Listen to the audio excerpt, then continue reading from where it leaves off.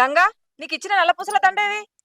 నల్ల పూసల దండ అక్కడే పెట్టానత్తమ్మా. ఎక్కడ చూపెడదుదా?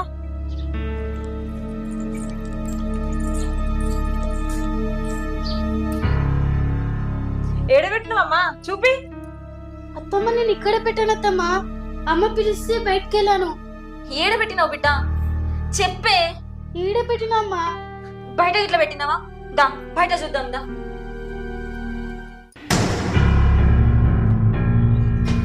ఏడబడ్డదే, పో అటు చూడు పో. ఇటికిన పడ్డదా? గంగ చెప్పే, ఏడబెట్టినవు?